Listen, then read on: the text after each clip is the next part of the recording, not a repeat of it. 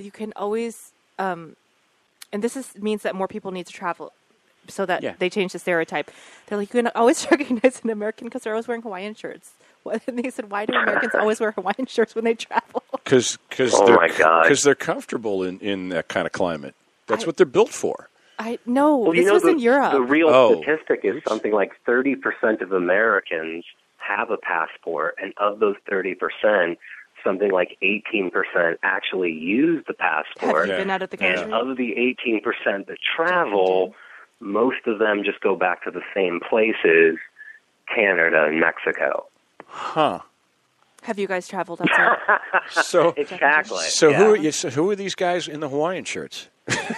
It's like it's eight guys. It's 8 guys from a bowling league in Jersey. I will say I did not wear. I have never worn a Hawaiian shirt overseas. However, God love you. They can always spot you as an American. They always go, yeah. Baseball hats, I hear, is another dead baseball giveaway. Hats? Yeah. Yes, I've heard baseball hats and baseball hats. Dead giveaway. Although they do sell I remember seeing a whole display of New York Yankee gear. Oh yeah, in Italy and stuff. But that's the number. I think that's the number one U.S. sports brand. Yeah, around the globe is the Yankee stuff. Yeah. Wow. But people don't get out overseas. Have you been to Europe, Rosie? I've been. I feel like my mic's not on. You're on. No, you're good. You're good. I have been. Please don't unplug everything again. I hear you, Rosie. I have been to Europe, and also I've done like a couple military tours, and been to Mexico and other. Now, have you ever had people think you weren't American? Well, people never think I'm American because usually, when I travel to Europe, because I speak a little bit of French, and then my husband looks very German, Norwegian. He looks super like European.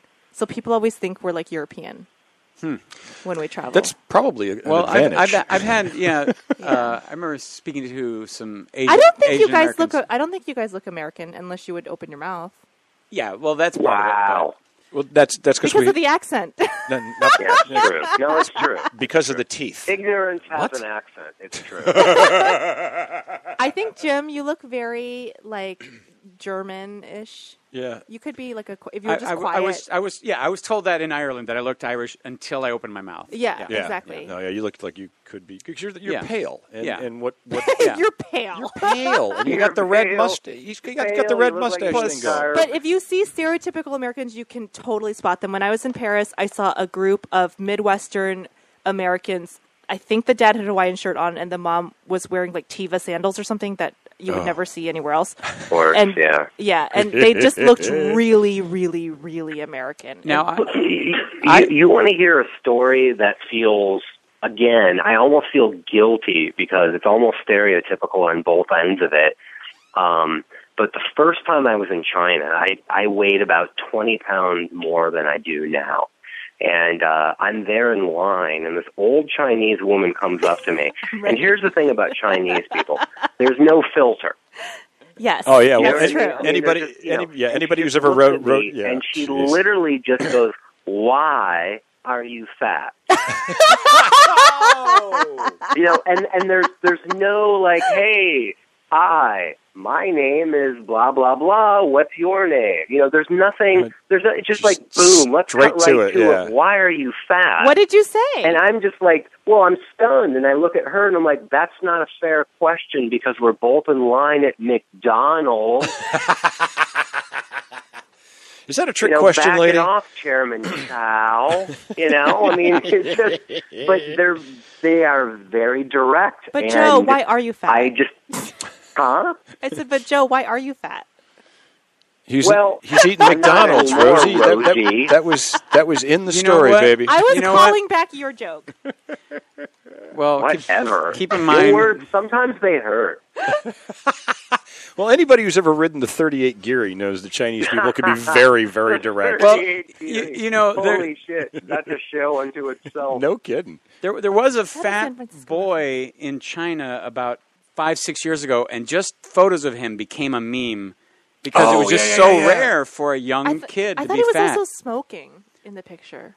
I think in the first photo he was just fat kid. Okay. Was that the same kid that was on the cover of the Weekly World News, that wonderful newspaper?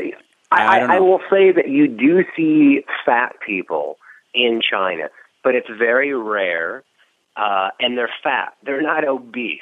You know, they're not in an electric walker. They don't have a nurse. You know, they're fat. And by fat, I mean, yeah, they have more fat than the average Chinese person, who like 99% of them is like pencil thin. It's just like crazy. But the fucked up thing is they're getting capitalized. And KFC opens 3 new stores every day in China, and now their kids are starting to get KFCs. Fat. That's a lot of KFCs. That's a lot of chickens. That's a lot of effing chicken. Like, don't eat chicken. I honestly, there's a lot of stuff going on with chicken right now. Most of the chicken that you're going to eat is GMO coming chickens? from China, or it was processed in China. And that's what I can tell you from my brief time there is, if it's made in China, it probably has had poison added to it so somebody could make money. I thought you were going to say something else.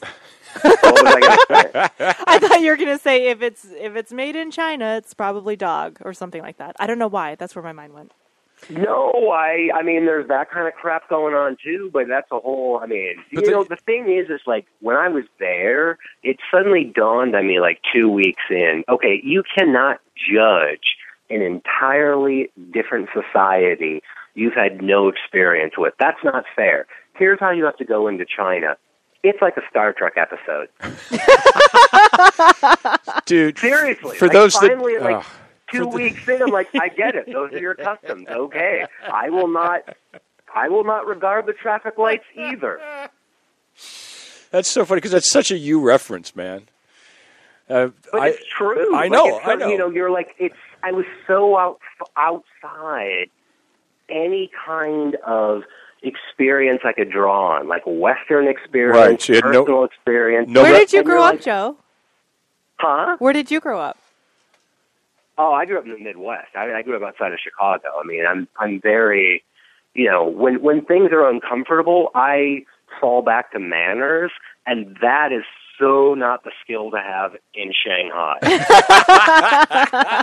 Do you got to get your kind of your aggro on? Does that help? You cannot have manners. I mean, it's just like, you know, and every day I would wake up and I would say, okay, look, Joe, come on, man. It's a different culture. Don't judge them. This is how they do things. You have to appreciate that. And then I'd step outside the door, and it's like, yes, it's 8 a.m. in the morning. Of course fireworks are going off. Fireworks are going off all the time, and it sounds like a hacky joke about Chinese people, but they light them off for, like, I'm getting married, I got a job promotion, that other place opened up in my building, and they do it in the morning. So as a Westerner, you're there, nobody tells you, and every now and again, it's morning, fireworks are going off, and you're like, holy fuck, they're making a move. You're diving under the table in your hotel room. Yes, I'm like, oh my God, I was warned about you people. Now, some of the stories... No, they're just like, hey, get out from under the bed. We're just trying to scare away evil spirits from our engagement. Now, that makes sense. Now I know why we're borrowing all of our money from you. Right. One of the cultural differences I've heard about is from friends that traveled over there is a willingness to argue about something and not solve the problem. So he witnessed. It's almost, it's almost like again, you have to. I say this jokingly, but you have to deal with some of these cultural experiences like, yes, I'm in Star Trek. This is how they do it. I need to learn it. I need to appreciate it. I might not understand it. Right. But if I want to flow through society with some kind of degree of normalcy and have them understand me, this is what I need to do. And there are things that I feel as a comic, like I don't want to tell American audiences things about the driving because I don't want it to turn into shitty Asian driving jokes, but they are doing stuff on their streets there that rivals any kind of libertarian fantasy. I mean, nobody gives a shit about what lane they're in and lights. So those are all just suggestions to follow, not really laws per se. They're not even suggestions. Like, if China wants to save, like, you could turn off one coal-producing factory that provided all the lights to stoplights. You don't need it. Because nobody pays attention to them, and it's this miraculous, like, and again, as a Westerner, you watch it, and I stood at corners totally convinced I was going to witness imminent grisly death. And no, all these buses, these trucks, these pedestrians, people on bicycles, little 3-stroke engine cars, somehow they all find a way around each other. You know what it is? Nobody's yelling. Nobody's getting into a fight. You know what it is? Go ahead, I'm sorry. It's the fireworks in the morning, drive away all the bad driving karma. Exactly. They're totally protected. They're totally protected. And this is absolutely true. The only accident I saw the whole 2 months I was there was between two white American drivers. So Asians probably have a stereotype that white people are bad drivers. Yes, probably. Because I saw all of the Asians look at them, and I could see it in their eyes. They were like, fucking white people. They stop when the light is red. They don't know what they're doing. Because it was just like they didn't do their fireworks. Confused by the customs, and it's like, you stopped when it was red, you fucking asshole. You idiot. Was it really two white people? Was it two white people hitting each other, or two separate white people getting into accidents? It was two separate cars, and of course, one was coming up a luxurious parkway, and one was coming out of a gated community. Two white people who live in China but don't want to live in China ran into each other. So all of the Chinese people are like, "You fucking asshole! That's beautiful." Perfect. That That's is awesome. perfect. So we start to wrap this thing up. We still have so many topics. I know. We do. We have. We had so much fun. We had so much fun. Rosie, talking. you have a podcast. Why don't you plug your podcast? I'm very upset. Okay. Because Jeff has a list and we didn't go through the list. I know, It's so okay. Hopefully, Randy will get Jeff. diarrhea from his kids, and I'll come in next week. Okay. Guys, check out my podcast, Out of the Box Podcast. You can find it on iTunes, Stitcher, SoundCloud, or at outoftheboxpodcast.com. And I'm at Funny Rosie on Twitter. Perfect. Joe, plug yourself. That is so professional, Rosie. She's It was. She It was is amazing. on it. No, that is great. Yeah. I should be more. So you can get me at on Twitter at StandUpJoe, and I also get you my Facebook, and I have a webcast with a friend called Bridge Troll. Look for that. I think we're somewhere that you kids figure out how to download from. Jim, do you have anything to plug? Will you be anywhere telling jokes? Oh, soon? yeah. On Excellent. Thursday. On Thursday, I will be in the Time Machine Show. Cool. At Oh My Ribs, which is in downtown L.A., and I will be performing as Woody Allen, 1977. Oh, how cool. Oh, do you need a Sony? Holy crap. Oh, hey. Hello, Rosie. Joe, only for after the show, Rosie.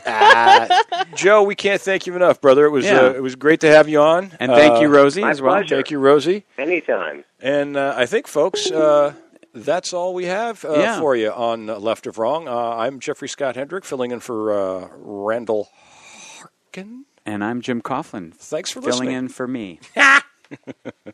Can you pass the Rorschach test? It's a hassle, it's an educated guess. Well, frankly, I couldn't care less.